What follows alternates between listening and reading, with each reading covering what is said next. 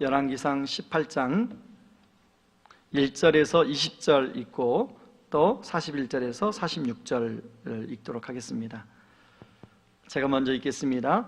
많은 날이 지나고 제 3년에 여호와의 말씀이 엘리야에게 임하여 이르시되 너는 가서 아합에게 보이라. 내가 비를 지면에 내리리라.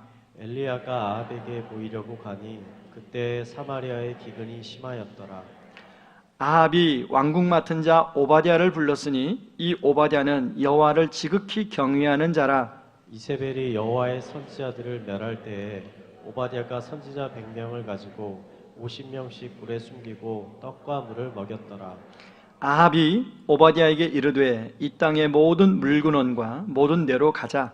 혹시 꼴을 얻으리라. 그리하면 말과 노새를 살리리니 짐승을 다 잃지 않게 되리라 하고, 두 사람이 두루 다닐 땅을 나누어 아합은 홀로 이 길로 가고 오바댜는 홀로 저 길로 가니라.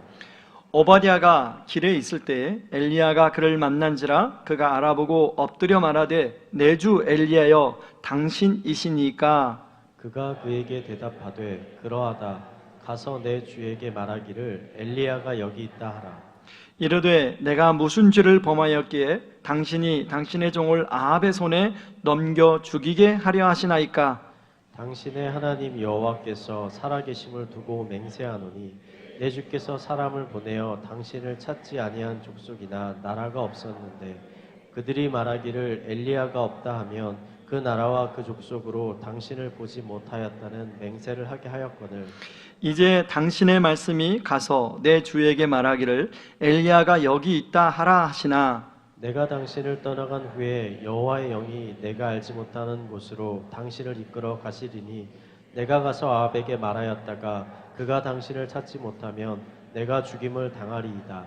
당신의 종은 어려서부터 여호와를 경외하는 자라. 이세벨이 여호와의 선지자들을 죽일 때 내가 여호와의 선지자 중에 100명을 50명씩 굴에 숨기고 떡과 물로 먹인 일이 내 주에게 들리지 아니하였나이까. 이제 당신의 말씀이 가서 내 주에게 말하기를 엘리야가 여기 있다라 하시니 그리하면 그가 나를 죽이리이다. 엘리야가 이르되 내가 섬기는 만군의 여호와께서 살아계심을 두고 맹세하노니 내가 오늘 아합에게 보이리라. 오바댜가 가서 아합을 만나 그에게 말하매 아합이 엘리야를 만나러 가다가 엘리야를 볼 때 아합이 그에게 이르되 이스라엘을 괴롭게 하는 자여 너냐. 그가 대답하되 내가 이스라엘을 괴롭게 한 것이 아니라 당신과 당신의 아버지의 집이 괴롭게 하였으니 이는 여호와의 명령을 버렸고 당신이 바알들을 따랐습니다. 그런즉 사람을 보내온 이스라엘과 이스벨의 상에서 먹는 바알의 선지자 450명과 아사레의 선지자 400명을 갈멜산으로 모아 내게로 나아오게 하소서. 아합이 이에 이스라엘 모든 자손에게로 사람을 보내 선지자들을 갈멜산으로 모으니라. 41절을 읽겠습니다. 엘리야가 아합에게 이르되 올라가서 먹고 마시소서. 큰 비 소리가 있나이다. 아합이 먹고 마시러 올라가니라. 엘리야가 갈멜산 꼭대기로 올라가서 땅에 꿇어 엎드려 그의 얼굴을 무릎 사이에 넣고 그의 사원에게 이르되 올라가 바다 쪽을 바라보라. 그가 올라가 바라보고 말하되 아무것도 없나이다. 이르되 7번까지 다시 가라. 7번째에 이르러서는 그가 말하되 바다에서 사람의 손만한 작은 구름이 일어나나이다. 이르되 올라가 아합에게 말하기를 비에 맡기지 아니하도록 마차를 갖추고 내려가소서 하라 하니라. 조금 후에 구름과 바람이 일어나서 하늘이 캄캄해지며 큰 비가 내리는지라. 아합이 마차를 타고 이스라엘로 가니 여호와의 능력이 엘리야에게 임하매 그가 허리를 동이고 이스라엘로 들어가는 곳까지 아합 앞에서 달려갔더라. 아멘. 우리가 읽은 본문 말씀은 바로 북이스라엘 아합 왕이 통치하던 시대입니다. 아합 왕은 그 당시에 옛 바알의 딸 이세벨을 아내로 삼았는데요. 이 이세벨은 우리가 말하는 바알과 아사라를 아주 열심히 섬기던 여인이었습니다. 여러분 오늘 1절에 보면 많은 날이 지내고 제3년에, 그리고 2절에 보면 그때에 사마리아의 기근이 심하였더라 라고 나오는데, 누가복음 4장 25절에 하면 3년 반 동안 비가 내리지 않고 있는 상황입니다. 여러분 이렇게 지금 현대 과학이 발달한 시대에도 가뭄이 들면 농사 짓고 우리가 생활하는데 굉장히 어려움이 있는데, 그 당시에 농경시대에 가뭄이 3년 반 동안 들었기에 얼마나 많은 사람들이 그것 때문에 어려움을 당했는지 모릅니다. 특별히 북이스라엘뿐만 아니라 옆나라인 이 사르밧에 사는 한 가정 이야기가 바로 17장에 나오는데요, 사르밧의 외아들과 삼는 홀로 사는 여인 이야기입니다. 그 여인은 이제 가뭄이 들어서 그동안에 먹을 것이 다 떨어지고 딱 자기 아들하고 한 끼 먹을 음식만 남았다고 이야기가 나오는데요, 한번 열왕기상 17장 12절을 같이 한번 보겠습니다. 같이 읽습니다. 그가 이르되 당신의 하나님 여호와께서 살아계심을 두고 맹세하노니 나는 떡이 없고 다만 통에 가루 한 움큼과 병에 기름 조금뿐이라 내가 나뭇가지 돌을 주워다가 나와 내 아들을 위하여 음식을 만들어 먹고 그 후에는 죽으리라. 그런데 이 가뭄이 가난한 사람들만 고통스러웠던 게 아니라 그 당시에 왕이었던 이 아합 왕도 가뭄 때문에 고통을 받았음을 알 수가 있습니다. 여러분 오늘 18장 5절 말씀을 여러분 가지고 있는 성경에 보시면요, 아합 왕이 자기의 비서실장인 오바댜에게 야, 우리가 직접 물 근원과 모든 내로 가보자. 혹시 말들이나 노새가 먹을 수 있는 풀을 얻을 수 있으리라. 이런 이야기가 나옵니다. 여러분 그 당시에 많은 서민들은 먹을 것이 없어서, 가뭄 때문에 먹을 것이 없어서 어려움을 겪고 있는데, 왕은 지금 자기가 데리고 있는 말과 노새에 그런 그 풀이 떨어져서 그 풀을 찾아서 이렇게 찾아가고 있는데요, 우리가 볼 때는 아니 왕이 무슨 이게 왕이야? 백성들은 이렇게 가뭄 때문에 먹을 것이 없을 정도인데. 여러분 그런데요, 어떤 사람에게는 식량이 그의 안전을 위협하는 것일 수 있지만 어떤 사람에게는 또 다른 것이 그의 안전을 위협하는 요소일 수 있어요. 여러분 왕에게 말과 노새는 군사력과 경제력을 말해줍니다.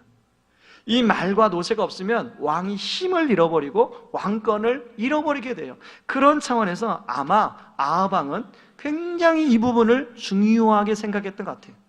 그래서 부활을 시키지도 않고요, 지금 직접 자신이 그것을 나서고 있습니다.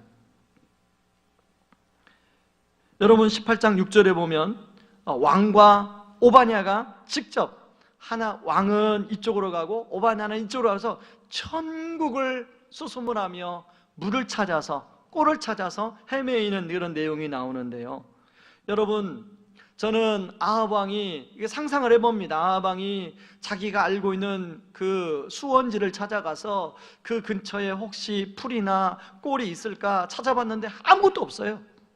물도 많았을 뿐 아니라 풀 비슷한 것도 없어요. 그때 얼마나 실망하고 낙심했을까. 여러분 우리가 살아가다 보면 이런저런 어려움을 만나서 누군가에게 도움을 요청할 때가 있어요. 그런데 그런 도움을 요청할 때 도움을 줄 거라고 생각했던 사람을 혹은 그런 곳을 찾아가서 도움을 요청했는데 그것들이 제대로 되지 않을 때 많은 낙심을 우리가 한 경험이 있을 겁니다. 그런데요, 우리 하나님은 바로 이런 백성들의 어려운 고통을 다 아시는 하나님이세요. 그래서 오늘 이렇게 보면 1절에 보니까 뭐라고 나오냐면 엘리야를 불러서 하나님께서 비를 내리시리라 이렇게 말씀해 주세요. 그리고 45절에 실제로 큰 비를 내려주시는 하나님을 보게 됩니다. 우리 45절 말씀을 같이 한번 읽어볼까요? 조금 후에 구름과 바람이 일어나서 하늘이 캄캄해지며 큰 비가 내리는지라 아합이 마차를 타고 이스라엘로 가니. 여러분 5월달은 결혼식이 참 많이 있습니다. 저도 결혼식에 초대되어 갈 때마다 두 신랑 신부를 보면 정말 부럽고 한편으로는 두 사람이 정말 행복하게 잘 살았으면 좋겠다 마음껏 축복해 주고 옵니다. 그런데요, 여러분도 살아보셨지만 결혼할 때 우리가 다 그렇게 생각하고 결혼해서 가정을 시작하지만 살다 보니 이제 20년, 30년 살다 보니 생각지도 않은 이런 저런 어려움들이 살다 보면 생기는 거 아닙니까? 그런 것처럼 여러분, 우리 인생은 생각지 못한 어려움이 생겨요. 그런가 하면 개업 예배를 이제 종종 제가 초대되어 가서 인도할 때가 있는데요. 개업식에 가도 하나님 이곳이 대박나게 하여 주시옵소서 그렇게 축복 기도를 합니다. 근데 막상 그 일을 시작하고 어떤 그 사업장은 정말로 잘 되는 사업장이 있어요. 근데 어떤 사업장은 또 뜻대로 잘 안 되는 사업장이 있어요. 저는 가끔 백종원의 골목식당 보거든요. 근데 그 조그마한 사업장을 운영하는 게 그게 쉬운 일이 아니더라고요. 그런가 하면 교회 처음 설립하고 창립할 때 또 초대되어 갈 때가 있습니다. 내일 모레도 이제 제 후배 목사가 교회를 설립한다고 그래서 거기를 이제 가봐야 되는데요. 그렇게 교회를 설립하여 갈 때도 마음껏 하나님, 이 교회가 정말로 부흥해서 하나님 나라를 위하여 귀하게 쓰임받는 교회가 되게 하여 주시옵소서 그런 기도를 하고 축복을 하는데요. 실제로 여러분, 교회들이 다 그런 거 아니잖아요. 아니, 하나님이 세우신 교회도 사실은 제가 교회를 개척할 때 자료를 찾아봤습니다. 교회를 개척해서 성공할 확률이 몇 프로인가? 의사들이 병원을 개원해서 성공하는 확률이 몇 프로인가? 여러분, 의사들은 개원을 해서 성공하는 확률이 객관적인 확률 몇 프로일 것 같습니까? 대략 한번 물어보세요. 옆 사람한테 이렇게 혹시 아세요? 이렇게 한번 물어보세요. 여러분, 우리 주변에 보면 이렇게 병원 개원 이렇게 광고가 나오잖아요. 그런데 제 기억으로 모르지만 7%인가 10% 안 돼요. 여러분, 정말 어려워, 쉽지 않아요. 여러분, 교회 개척에서 이렇게 성공하는 확률은 몇 프로일 것 같습니까? 제가 알기로는 그것보다 낮아요. 그게 쉽지 않아요. 교회를 하다 보면 이런저런 어려움이 생기고 부흥하는 것 같다가 또 잘 안 되고 그런 일들 주변의 교회들을 많이 보게 됩니다. 저는 그럴 때마다요, 찬송가 543장이 정말로 가슴에 와닿아요. 여러분, 1절의 가사가 이렇지 않습니까? 어려운 일 당할 때 나의 믿음 적으나 의지하는 내 주를 더욱 의지합니다. 여러분, 3절의 가사가 밝을 때의 노래와 어두울 때의 기도로 위태할 때 도움을 주께 간구합니다. 오늘 그래도 2부 때 잘 되네요. 저희 집에서 노래를 부르면 우리 애들이 항상 비웃어요. 아빠는 이렇게 음정을 못 잡냐고. 여러분, 저는 후렴 가사가 참 많이 다가오는데요. 세월 지나갈수록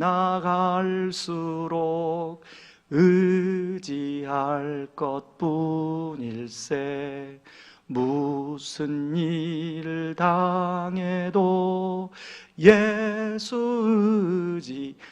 의지합니다.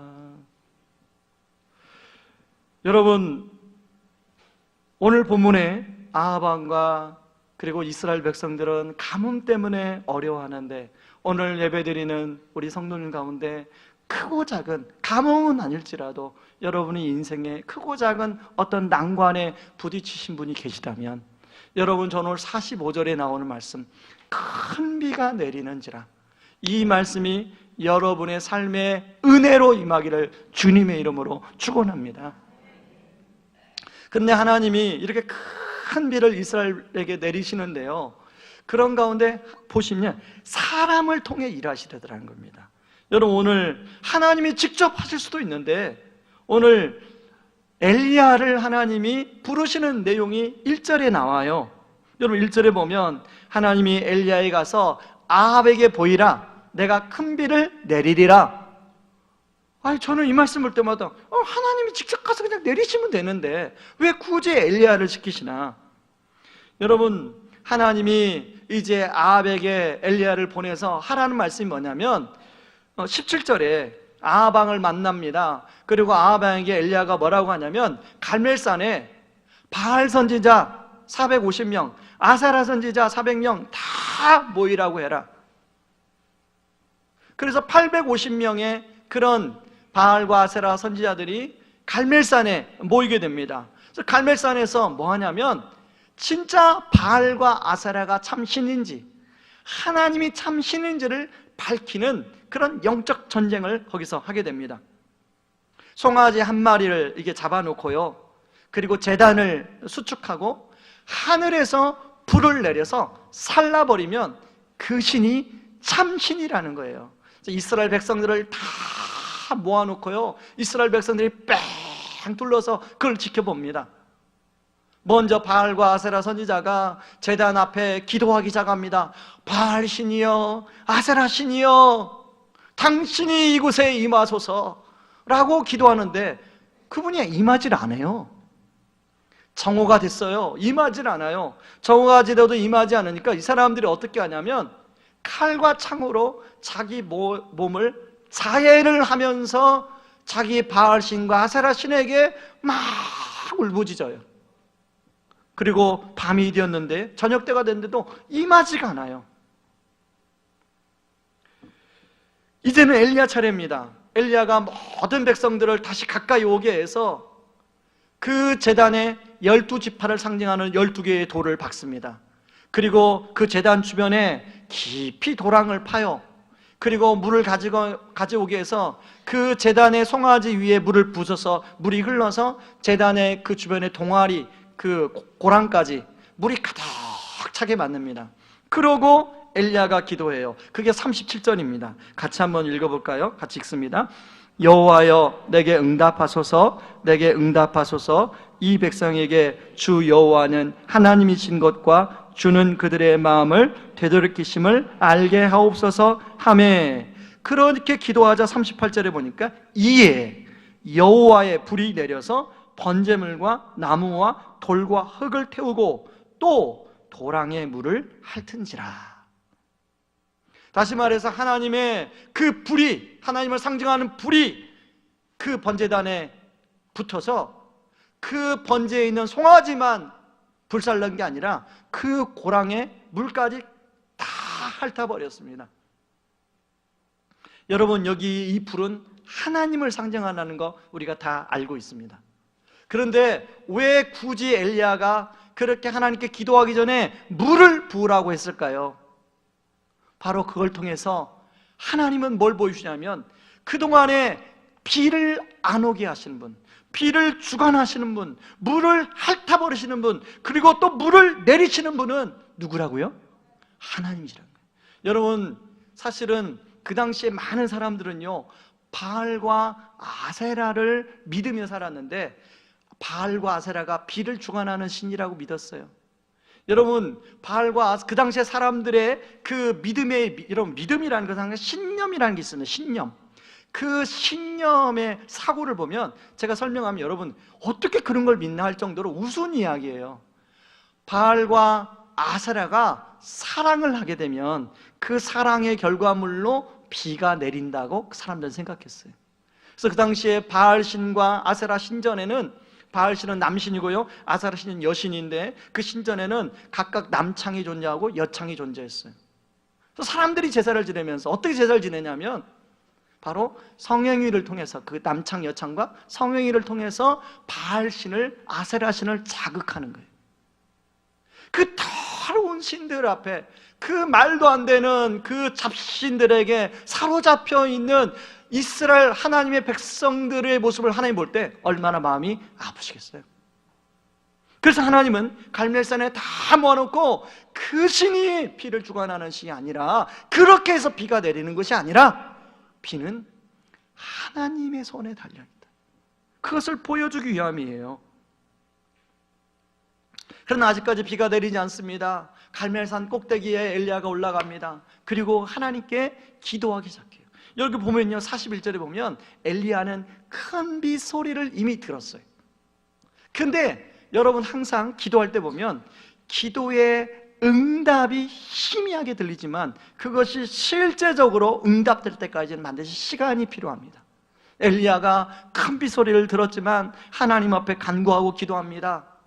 그리고 사원에게 가서 보라고 그래요. 혹시나 비에 구름이 있는지. 한 번, 두 번, 세 번, 네 번, 다섯 번, 7번째 가서야 비로소 손바닥만한 구름이 보이기 시작해요. 그리고 그 손바닥만한 구름이 이제 임하여 큰 비가 돼서 내리는데요, 여기 7번째는 완전수를 상징하는데, 이건 뭐냐면 하나님의 기도 응답은 하나님의 때가 차야 응답이 된다는 걸 우리에게 말해줍니다. 여러분들이 어떤 기도를 지금 하고 있습니까? 하나님께 여러분이 뭔가를 간절히 기도하고 있습니까? 그것은 하나님의 때가 차야 응답으로 이루어지는 거예요. 그런데 그 전에 반드시 큰 비 소리가 먼저 기도하는 자에게 들립니다. 여러분에게 오늘 예배를 통해서 큰 비 소리가 여러분의 귀에 들리는 은혜가 있기를 주님의 이름으로 축원합니다. 자, 엘리야는 선지자니까 하나님이 사용하신다고 생각할 수 있지 않습니까? 그런데요, 오늘 또 한 사람을 하나님이 사용하시는데 바로 오바댜입니다. 여러분, 엘리야는 요즘 말로 풀타임 사역자예요, 저와 같은. 그러나 오바댜는 자신의 삶의 자리에서 전문성을 가지고 일하는 성도입니다. 왕상 18장을 잘 보시면 알겠지만 엘리야 한 사람만 사용하는 것이 아니라 오바댜를 사용하는데요, 여러분 3절부터 16절까지 오바댜의 신앙에 대해서 소개되어 나옵니다. 여러분, 우리 한번 오바댜가 어떤 사람인가를 같이 한번 3절 4절을 같이 읽어봅니다. 같이 읽습니다. 그래서 아합 왕은 왕궁을 관리하는 사람인 오바댜는 참 마음으로 여호와를 따르는 사람이었습니다. 언젠가 이세벨이 여호와의 예언자들을 죽일 때에 오바댜는 그 가운데서 예언자 100명을 50명씩 두 동굴에 나누어 숨겨주고 그들에게 먹을 것과 마실 것을 가져다 준 일이 있었습니다. 여러분, 1절에 분명히 하나님은 엘리야에게 네가 가서 아합에게 보이라 라고 말합니다. 근데 엘리야가 아합에게 직접 가지 아니하고 오바댜에게 가요. 그리고 오바댜에게 뭐라고 하냐면 내가 여기 있을 테니 아합에게 가서 내가 여기 있다고 전해다오. 그 얘기를 오바댜에게 말합니다. 여러분, 사실 오바댜가 한 일은 별로 없습니다. 오바댜가 한 일이라고는 아합에게 가서 엘리야가 저기 있으니 엘리야가 있는 곳으로 가십시오, 가서 엘리야를 만나십시오, 그 말 한 거밖에 없어요. 그런데 여러분, 아까 물근원을 찾으러 오바댜도 가고 아합 왕도 갔다고 그랬어요. 그런데 결국은 누구를 통해서 하나님이 물을 공급해 주십니까? 바로 오바댜를 통해서 엘리야를 만나서 아합이 큰 비를 내리는 경험을 하게 돼요. 그러면 누가 단초가 됐다는 거예요? 바로 오바댜가 연결고리로 쓰임받고 있다는 걸 알 수가 있습니다. 여러분, 하나님 입장에서는 오바댜는 사용하지, 거기에 꼭 굳이 불러도 안 돼, 부를 필요가 없어요. 엘리야만 데리고도 일할 수 있었어요. 그런데 하나님이 오바댜를 초청해서 하나님의 일에 오바댜가 쓰임 받을 수 있도록 하고 있다는 것입니다.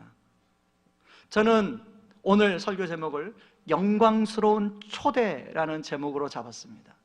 여러분, 오바댜 입장에서 보면 그 당시는 그게 그냥 아합에게 말하는 것이 뭐 큰 일도 아닌데 그렇게 생각했을 텐데, 결과적으로 보니까 하나님이 일을 하시는데 자기를 초대해서 영광스러운 일에 초대하고 있다는 것을 오바댜가 깨달았을 것입니다. 그런데요, 여러분, 하나님은 이렇게 엘리야, 오바댜만 하나님의 영광스러운 일에 초대하여 사용하시는 것이 아니라, 여러분, 우리 역사를 돌아보면 하나님이 필요한 때는 꼭 하나님의 사람들을 불러서 사용하셨음을 알 수가 있습니다. 여러분, 지난번에 인천 상륙작전의 성공 확률에 대해서 한번 말씀드렸죠? 5,000분의 1이라고 말씀을 드렸습니다. 인천 상륙작전 영화를 보면 그 참모들이 메가더 장군과 5,000분의 1의 확률을 가지고 어떻게 이 작전을 성공할 것인가 심도 있게 논의하는 장면이 나와요. 여러분, 그때 메가더 장군은 무슨 기도를 했을까요?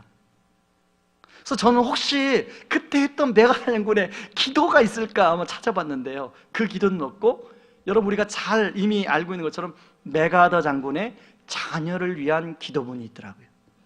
우리 같이 한번, 제가 준비해 왔는데 같이 한번 우리 읽어볼까요?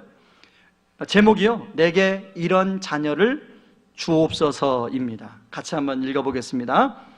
약할 때에 자기를 돌볼 줄 아는 여유와 두려울 때 자신을 잃지 않는 담대성을 가지고 정직한 패배에 부끄러워하지 않고 태어나며 승리에 겸손하고 온유한 자녀를 내게 주옵소서. 생각할 때 고집 부리지 말게 하시고 주를 알고 자신을 아는 것이 지식의 기초임을 아는 자녀를 주옵소서. 원하옵나니 그를 평탄하고 안이한 길로 인도하지 마옵시고 고난과 도전에 직면하여 분투 항거할 줄 알도록 인도하여 주옵소서. 그리하여 폭풍우 속에서도 용감하게 싸울 줄 알고 패자를 관용할 줄 알도록 가르쳐 주옵소서. 이하 생략인데요, 여러분 인터넷 치면 자료가 나옵니다. 저는 메가더 장군이 자녀를 위해서 이렇게 기도했다면 그 인천 산욕 작전을 앞에 두고 메가더가 어떤 기도를 했을까 우리가 짐작해 볼 수 있잖아요. 다시 말해서 하나님은, 여러분 인천 상륙 작전이 없었다면 우리가 이렇게 지금 편하게 자유롭게 예배를 드릴 수도 없습니다. 하나님이 하나님이라 하시는 일에 메가더라는 사람을 사용하시더라는 거죠. 마찬가지로 지금도 하나님은 하나님이 하시는 일에 우리는 할 수 없지만 하나님은 우리를, 여러분을 사용하기를 원하십니다. 저는 8년 전에 교회 개척을 앞두고 이제 막바지에 갈수록 참 담대함이 생기기보다는 오히려 걱정과 근심에 많이 제가 휘어잡혀 있었습니다. 그래서 안 되겠다 싶어서 제가 청계산 기도원에 올라가서 기도하러 올라갔어요. 주님, 내가 마음이 너무 이렇게 두려운데 지금 교회를 개척하는 것이 맞습니까? 아니면 교회를 개척하지 않는 게 하나님의 뜻입니까? 그렇게 기도원에 올라가서 기도할 때 하나님이 쫙 하고 그냥 응답해 주시면 얼마나 좋을까요? 여러분 그렇죠? 여러분도 그럴 때 막 인생의 뭔가 문제 앞에 막 앞으로 기도할 때 하나님이 야 그래 쫙 하고 막 환상을 쫙 보여주면 얼마나 좋아요. 안 보여주더라고요. 그러고 이제 그날 기도하고 내려와서 수요 예배를 참석했습니다. 제가 2층에서 이렇게 2층의 한 구석에서 수요 예배를 참석을 했는데요, 우리 후배 교역자가 이제 말씀을 전합니다. 근데 본문이 바로 오늘 본문이었어요. 오바댜 얘기를 하면서 하나님이 오바댜가 굳이 여기에 들어갈 필요가 없었는데 오바댜를 이렇게 13절이나 기록한 이유가 있다는 거예요. 하나님의 모든 계획을 준비하고 모든 것을 다 예비해 놨는 다음에 오바댜를 불러서 그냥 초대해서 사용했다는 거예요. 그러면서 영광스러운 초대를 했다는 거예요. 근데 그 말씀을 듣는데요, 2층에 앉아 있는데 마치 하나님이 제 앞에서 하는 이야기처럼 들려요. 후배 교역자가 하는 말씀이 아니라 하나님이 제 앞에서 옹기성, 내가 너를 영광스러운 일에 지금 초대하고 있는데 너 이렇게 왜 이렇게 두려워하느냐? 너 눈을 들어 나의 계획을, 섭리를 바라보라. 제가 그 예배 드리고 얼마나 감격스러운지 몰라요. 아, 그렇구나. 하나님이 나를 영광스러운 일에 초대하셨구나. 하나님이 모든 걸 다 준비하시고 하나님의 계획과 섭리의 모든 걸 준비하시고 나같이 부족하고 아무것도 자신 없는 나를 영광스러운 일에 초대하셨구나. 그러고 지난 8년간 이곳에 와서 이제 교회를 감당해 왔습니다. 그리고 8년 동안 이렇게 저렇게 여러분들이 우리 교회에 오셨어요. 여러분, 교회는 담임 목사 혼자서 이루어가는 게 절대 아니란 걸 우리는 알고 있습니다. 바로 교회라는 것은 거룩한 백성들의 모임이에요. 예수 그리스도를 주라 고백하는 사람들의 모임이 교회예요. 그래서 여러분 한 사람 한 사람이 모여서 의왕 우리 교회가 된 거죠. 하나님이 이곳에 교회가 필요해서 의왕 우리 교회를 세우셨는데 바로 저를 영광스러운 일에 초대하셨다면 바로 교회를 구성하고 있는 여러분 한 사람 한 사람을 하나님의 그 영광스러운 일에 하나님이 부르시고 초대하셨다는 것입니다. 그런데요, 여러분, 우리는 믿음의 눈이 없어서 사실은 그 하나님의 영광스러움이 잘 보이질 않아요. 그래서 우리는 자주자주 하나님이 그런 영광스러운 초대를 했음에도 불구하고 인간적인 눈으로 바라보고 인간적인 생각을 하다 보면 머뭇머뭇거릴 때가 많이 있을 때가 있습니다. 여러분, 오늘 본문에 보면요, 21절에 한번 보세요. 같이 한번 성경을 보겠습니다. 21절 같이 읽습니다. 엘리야가 모든 백성에게 가까이 나아가 이르되 너희가 어느 때까지 둘 사이에서 머뭇머뭇하려느냐? 여호와가 만일 하나님이면 그를 따르고 바알이 만일 하나님이면 그를 따를지니라 하니 백성이 말 한마디도 대답하지 아니하는지라. 여러분, 이 말씀을 세번역 성경에 보면요, 너희가 어느 때까지 머뭇머뭇하려느냐, 그 말씀을 여러분은 언제까지 양쪽에 다리를 걸치고 머뭇거리고 있을 것입니까? 이렇게 번역하고 있어요. 여러분, 양다리란 말로 언제 쓰죠? 남녀가 선을 봤는데 이 사람도 마음에 들고 이 사람도 마음에 들어요. 한 사람도 놓치기가 싫어요. 그럴 때 양다리란 말을 쓰잖아요. 여러분, 양다리 있을 때 그 대상이 되는 사람 입장에서는 굉장히 기분 나쁜 일이잖아요. 나를 비교하면서 계속 저울질하는 거 아니에요.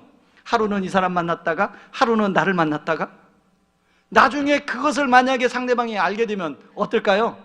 만약 여러분이 대상자라면 그걸 알게 되면 어떨까요? 옆 사람한테 한번 말해보세요. 내가 만약 그걸 알게 됐다. 둘 중에 하나겠죠. 그 사람한테 가서 한 사람을 정리하라고 말을 하든지, 아니면 내가 더 이상 당신을 안 만나겠다, 내가 너를 정리하겠다고 말하든지, 둘 중에 하나일 거 아닙니까? 그런데 그 대상자가 지금 누구예요? 하나님이세요. 하나님이 우리 마음을 알아요. 지금 이스라엘 백성들의 마음을 알아요. 양다리를 걸치고 있는 걸 알아요. 여러분, 이스라엘 백성들 왜 양다리를 걸칠까요? 이스라엘 백성들 입장에서는 하나님이 자신에게 도움이 되는지, 바알과 아세라가 자신에게 도움이 되는지, 이게 자꾸 헷갈리는 거예요. 여러분, 우리가 양다리 걸칠 때 언제 양다리 걸쳐요? 이 사람하고 결혼하면 좋을지, 이 사람하고 결혼하면 좋을지, 이 사람은 이게 좋고 이 사람은 이게 좋고. 중심이 나에게 있을 때는 우리가 양다리를 걸칠 수밖에 없습니다. 그러나 상대방을 생각하면 양다리를 걸칠 수가 없죠. 왜냐하면 상대방에게도 그 인생이 중요한 선택 아닙니까? 우리가 내 중심일 때 우리는요, 세상과 하나님 사이에서 머뭇머뭇거릴 때가 있어요. 많은 분들이 하나님을 믿으면서도 마치 바알과 아세라를 섬겼던 이스라엘 백성들처럼 과연 하나님이 나한테 얼마나 축복을 내주시는가, 나한테 축복해 주시면 하나님이 계시고 나한테 축복 안 해주면 하나님이 없고 라고 우리가 생각할 때가 종종 있어요. 그럴 때 나도 모르게 머뭇머뭇거리고 양다리를 걸쳐서 그런 생각 속에 사로잡힐 때가 있다는 것입니다. 그런데 여러분, 이스라엘 백성들만 오늘 머뭇거렸는 게 아니라 바로 오늘 아까 영광스러운 하나님의 초대에 부름받은 오바댜 한번 보세요. 오바댜. 여러분, 오바댜가 어떤 사람이에요? 이세벨이 선지자들을 그렇게 핍박할 때 50명씩 숨겨놓고 떡과 물을 공급했던 아주 믿음이 담대한 사람 아닙니까? 성령 충만한 사람이에요. 여호와를 경외하는 사람이에요. 그런데 오늘 엘리야가 이 오바댜에게 와서 이런 말합니다. 가서 아합에게 내가 여기 있다고 말해라. 사실 그 말이 어려운 말 아니잖아요. 그런데 그 말을 들은 오바댜의 반응을 보세요. 여러분, 9절 말씀 한번 보세요. 먼저 9절. 오바댜가 뭐라고 말하는지 9절 읽습니다. 이르되 내가 무슨 죄를 범하였기에 당신이 당신의 종을 아합의 손에 넘겨 죽이게 하려 하시나이까. 그리고 12절 14절을 같이 또 보겠습니다. 읽습니다. 내가 떠나면 여호와 영이 당신을 다른 곳으로 데려갈지도 모릅니다. 내가 가서 아합 왕에게 당신이 여기 있다고 말하였다가 아합 왕이 이곳에 와서 당신을 찾지 못한다면 그는 나를 죽이고 말 것입니다. 14절에도 그는 틀림없이 나를 죽일 것입니다.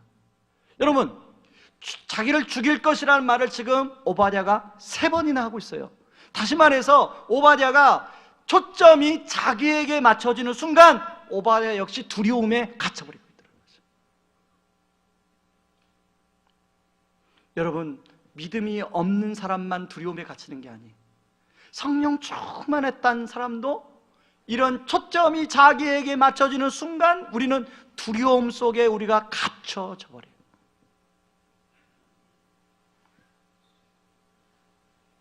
그래서 오바댜가 하나님의 영광스러운 초대에 지금 엘리야가 하나님의 영광스러운 초대에 오바댜를 초대하고 있는데 오바댜가 머뭇머뭇거리고 있는 거죠. 그 순간 머뭇머뭇거리고 있는 거죠.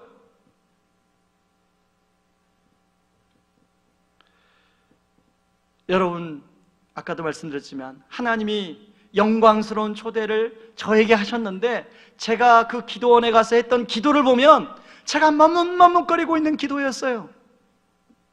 제가 두려움 속에 갇혀져서 정말로 막 초점이 저에게 온통 맞춰져 가지고 하나님께 그냥 호소하는 기도였지 하나님의 뜻을 구하는 기도는 아니었던 것 같아요.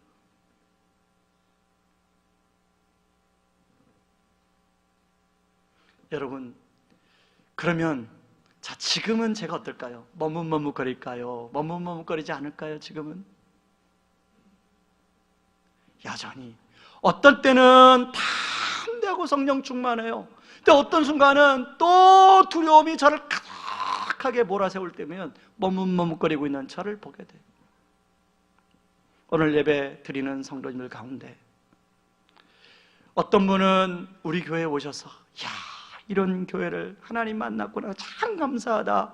그리고 우리 교회를 정말로 내 교회처럼 생각하고 곳곳에서 그렇게 섬기는 분이 계시는가 하면, 어떤 분은 분명히 하나님께서 이곳에 인도하실 때 하나님이, 여러분 그냥 오시지 않았잖아요. 나름대로 기도하면서 또 하나님 정말로 앞으로 내가 신앙생활 교회가 어딥니까? 기도하는 가운데 하나님 인도함 받아 왔음에도 불구하고 아직까지 머뭇머뭇거리는 그 자리에 머물러 계시는 분이 계세요.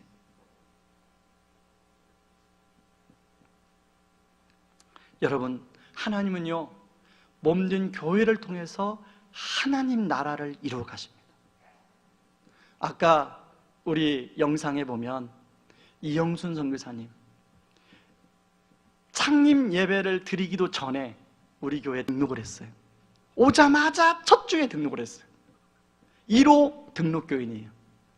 근데 이분이 어떻게 우리 교회에 오게 됐냐면, 이분이 그 전부터 멕시코 선교를 했어요. 그런데 멕시코 선교하다가 뇌출혈이 왔어요.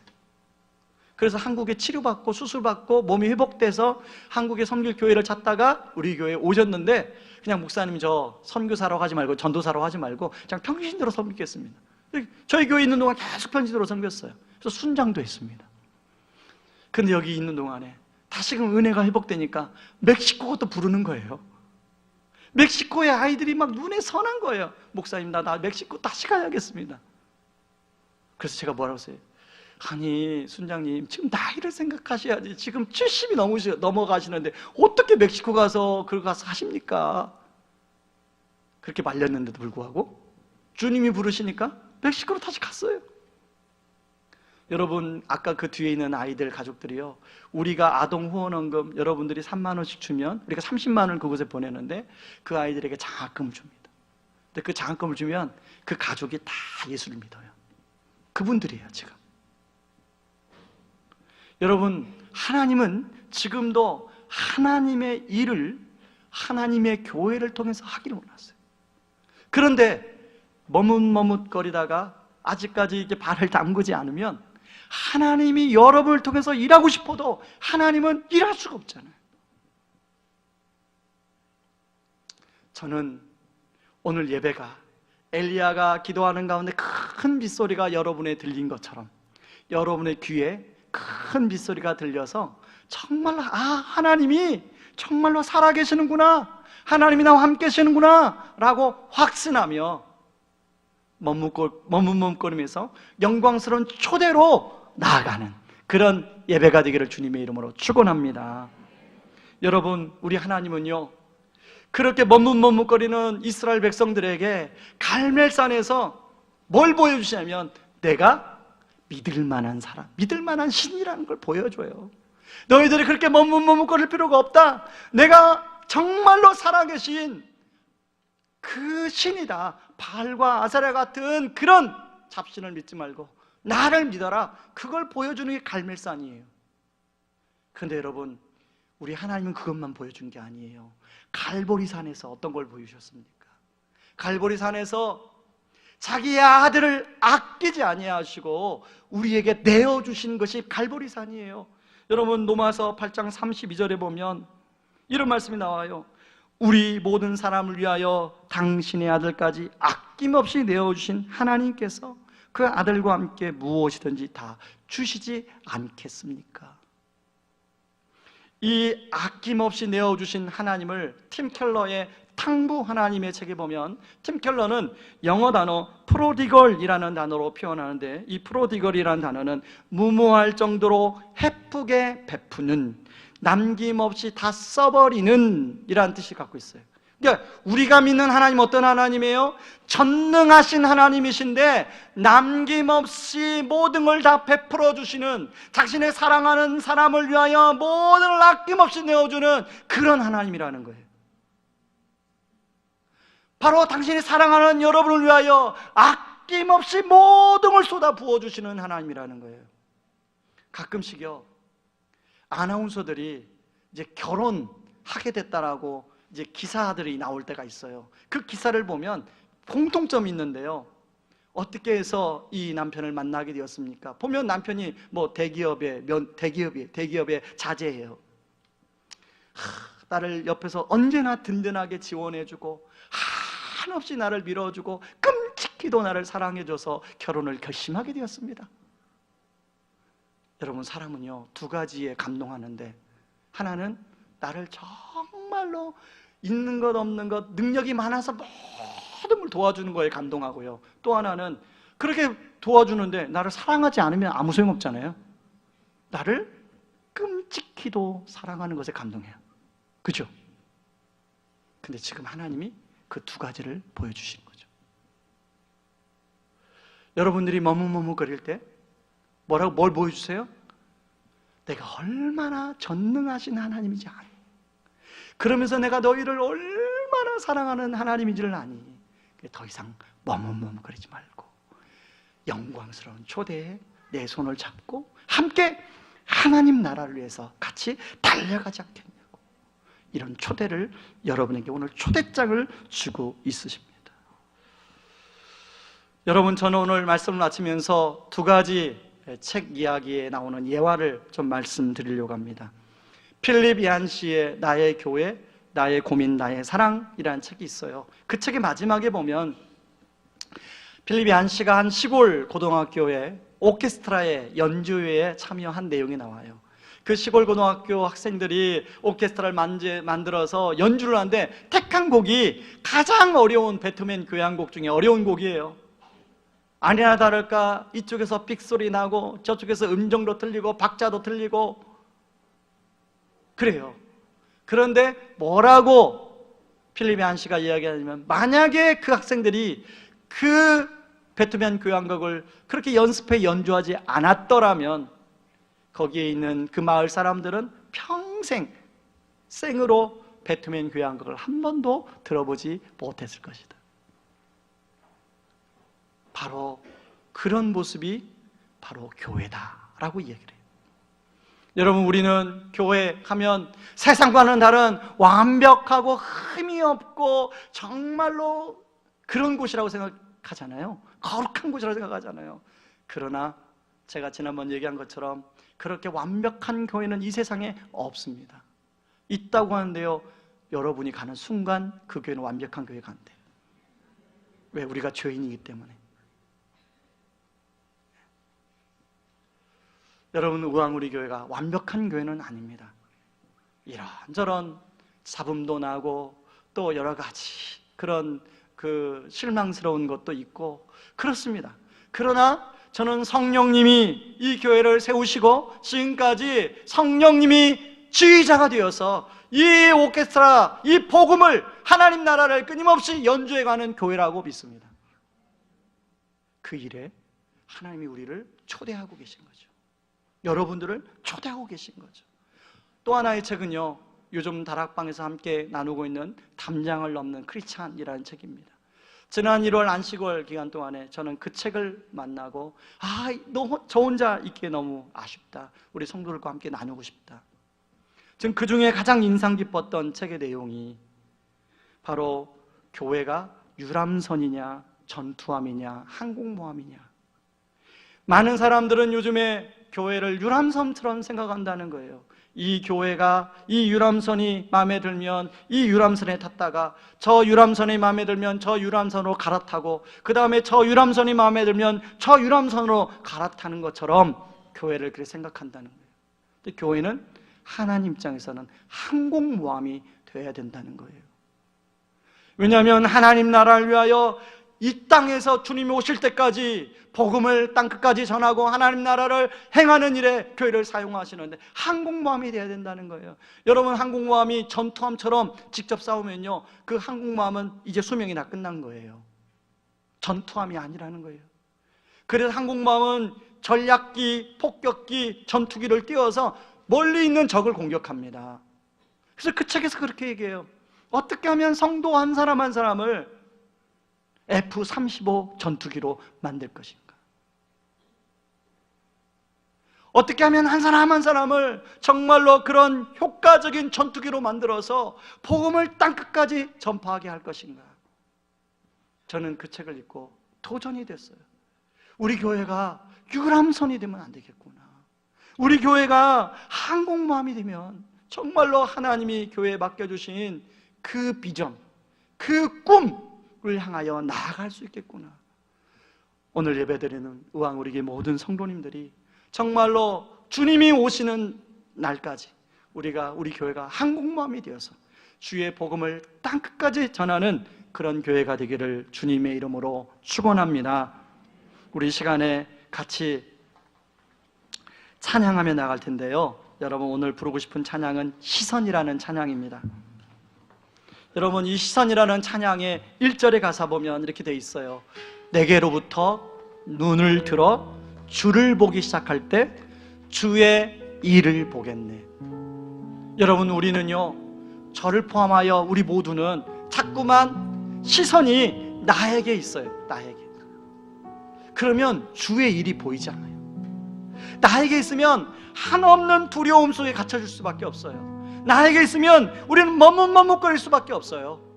그러나 시선을 갈멜산에 승리하신 하나님, 갈보리산에서 아낌없이 내어주신 하나님을 바라볼 때 우리는 우리의 삶이 주의 역사가 되는 줄 믿습니다.